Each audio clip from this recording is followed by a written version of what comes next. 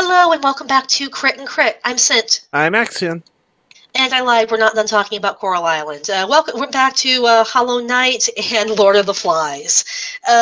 So I wanted to leave off on the topic of imitating what you see in books and where the inspiration came from, but there is something that we do need to talk about, which is the theme of imperialism, because that is a very strong undercurrent throughout Lord of the Flies as well. Seen most strongly in the naval officer's attitude at the end of, I would have thought a bunch of British boys would have made a better showing than this. How did you so quickly break down into savagery? We are British. That means we're better. So yeah, today's topic is colonial narcissism. Whoa!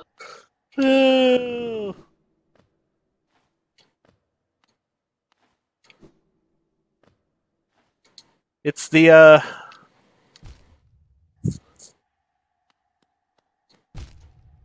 crap. It's the America, of the, what, 1700s, 1600s? God Save the Queen plays sadly on a kazoo.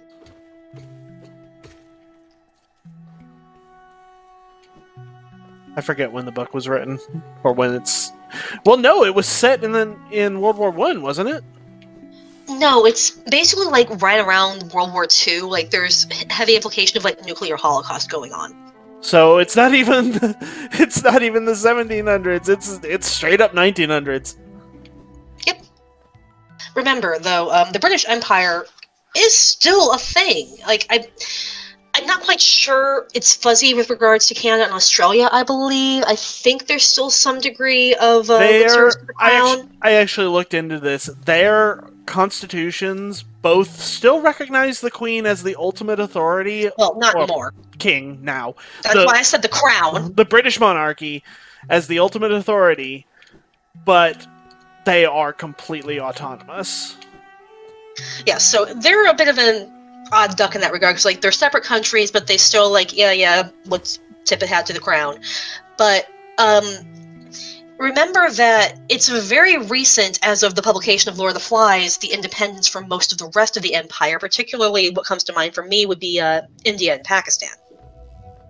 Those, I believe, did not achieve independence till the late 1940s, so very shortly before Lord of the Flies came out. So this is pretty. Sorry. So yeah, it is. It is very pretty.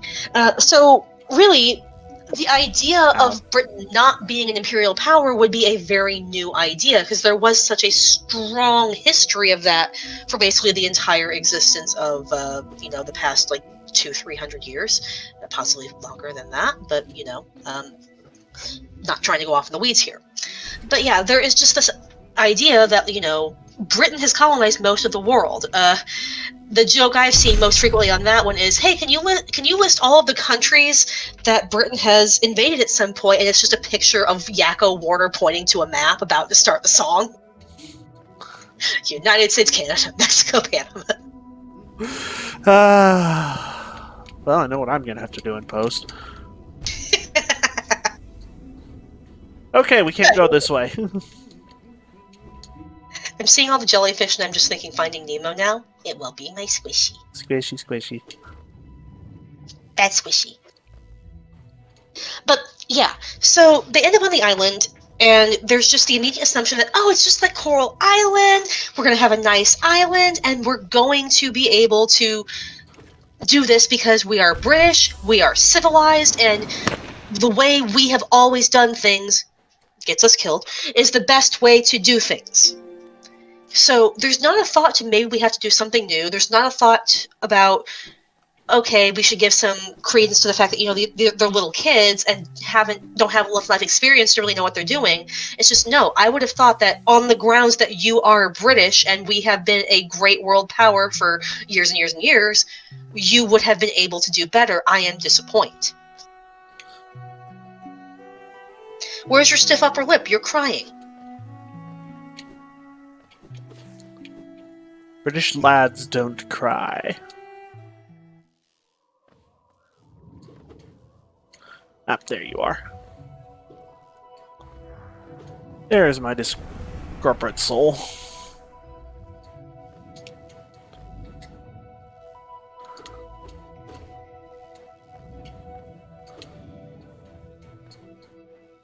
And, like, there is something to, like, the British thing, because the first thing they do when they hear the conch shell is they come into order and try to get to a meeting and have some semblance of coherency, which, from an American perspective, seeing very limited British media, there's a very strong stereotype of the national hobby of the English is to get in line, to queue up. So I will acknowledge that is my colonial, my darn Yankee colonial perspective here. I could be off on this, but it does seem to be a thing. Trying to figure out names, trying to figure out how many of us there are, but then instantly lose interest and wander off.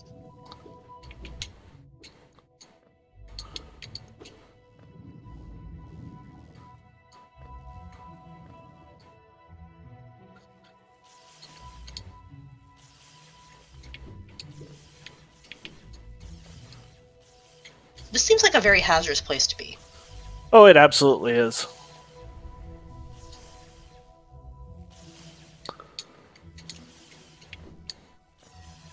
But I don't know where else to go right now.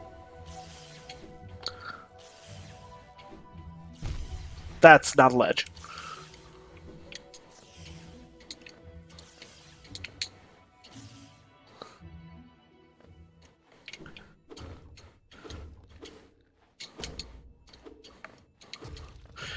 But anyway, this is kind of echoed in also how the kids... Is that damaging? No? Okay. Oh, I have spare lives. Awesome.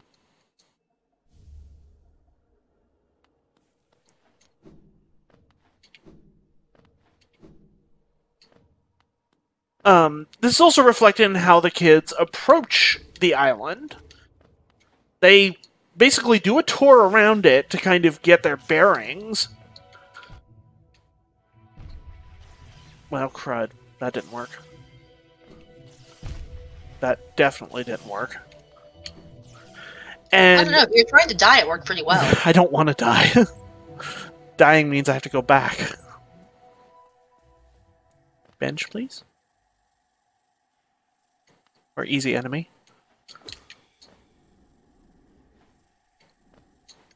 Kind of slow enemy.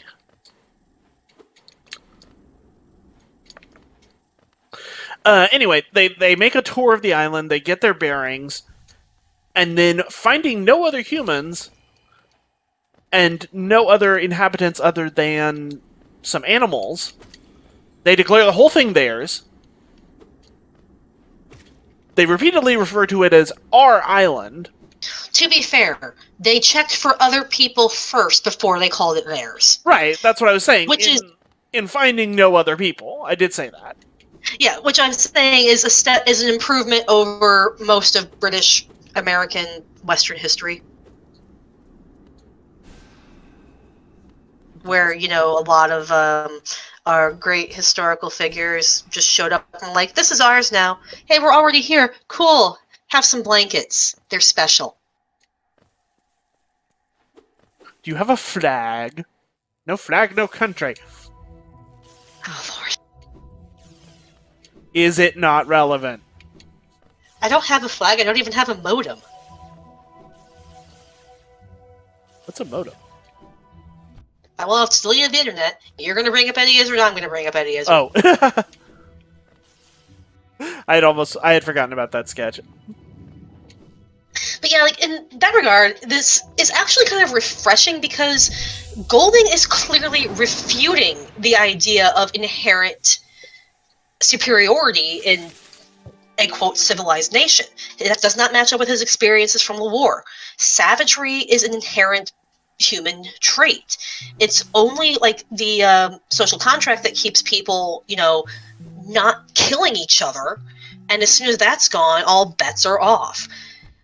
British children are just as likely to, under the stress of a survival situation, break down as anyone. So, no, there's not something inherently better about being British. They would not be inherently able to put on a better showing, much to the disappointment of the naval officer. So, no. While the era that the book was written in was still the last vestiges of British imperial narcissism, Golding rejects that. Golding is showing that no, they're not any better at this. They're just as likely to screw things up. And I'm going to say this, as an American, we would have broken that down into fighting much sooner. I'm just going to say it. I mean... Look, we're coming through COVID, all right? Look, I've seen how people reacted to a minor inconvenience. Actually having to share resources, someone would die in the first 5 minutes. Yep, and there's no way I can respond to that without going down a really deep politicized rabbit hole. Oh, I can. Google Black Friday Walmart. You know what? That's fair. I'm not even trying to get political with this. I worked retail long enough to know that people are awful. Maybe that's why I don't have a problem with this book. Just, instead of an island, you've crash-landed on a Walmart. I'm pretty sure I've read a horror story that involved people being trapped inside of a Walmart. It's called retail. No, I meant, like, there was something fantastical keeping them in there. I don't know. I might be confusing it with something else. It's not really important. Hi.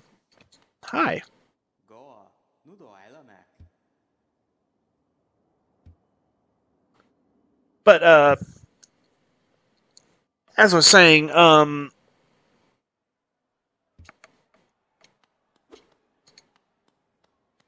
I've lost my train of thought. What was I saying? I don't know either.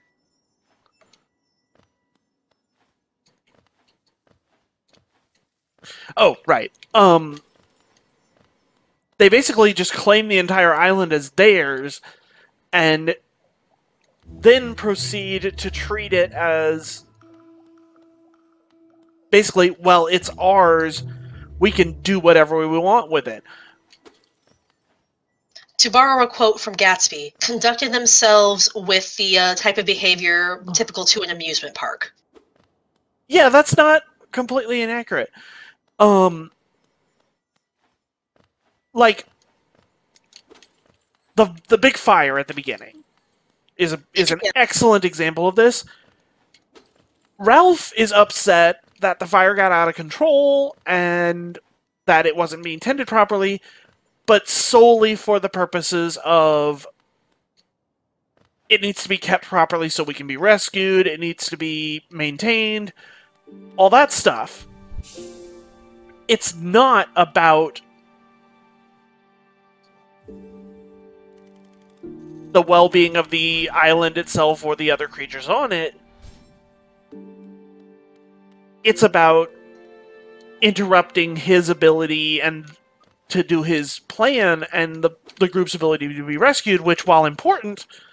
Actually, Piggy brings up the resources. Right. Then when you get here, you build a bonfire that isn't no use. Now you better set the whole island on fire. Won't we look funny if the whole island burns up? Cooked fruit, that's what we'll have to eat, and roast pork, and that's nothing to laugh at. You said Ralph is chief and you don't give him time to think. Then when he says something, you rush off like a bunch of kids.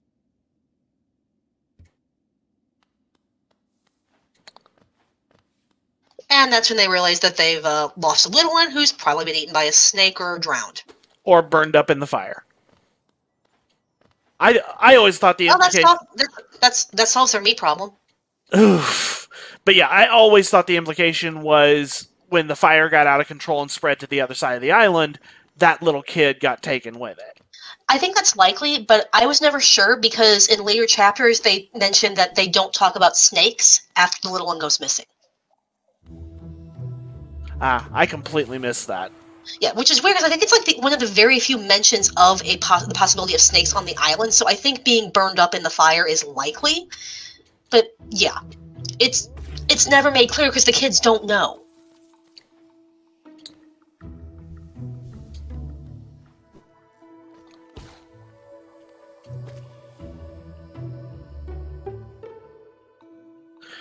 But yeah,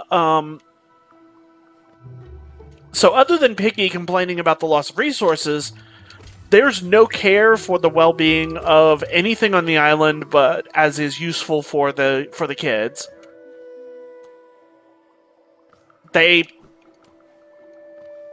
the hunters don't seem to care one whit about like maintaining a suitable population of their target foodstuffs. Like it in the scene where they do come across an entire family of pigs, they seem to be just killing the whole family, or at least scattering them, with no regards for keeping the mother alive so she can make more pigs, or keeping the children alive so they can grow up and eventually breed more. Yeah, they're kids. Like I'd mentioned before, delayed gratification is a foreign concept to most children, but to a significantly depressing number of adults. The idea that waiting to get something that you want now might be better in the long run does not compute for many, many people. And that's honestly the root of a lot of issues with society as a whole. Yep.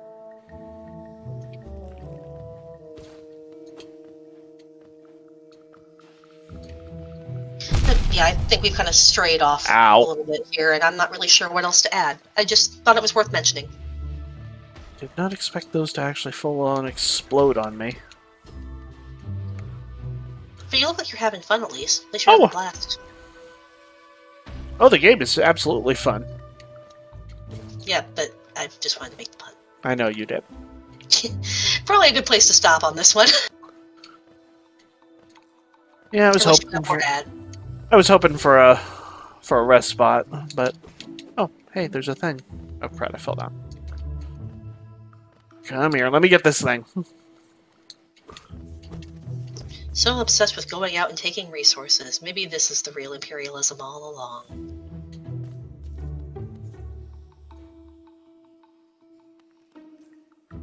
Alright, looks like we gonna have a fight on our hands, so this is a good enough place to stop. Alright. See y'all next time.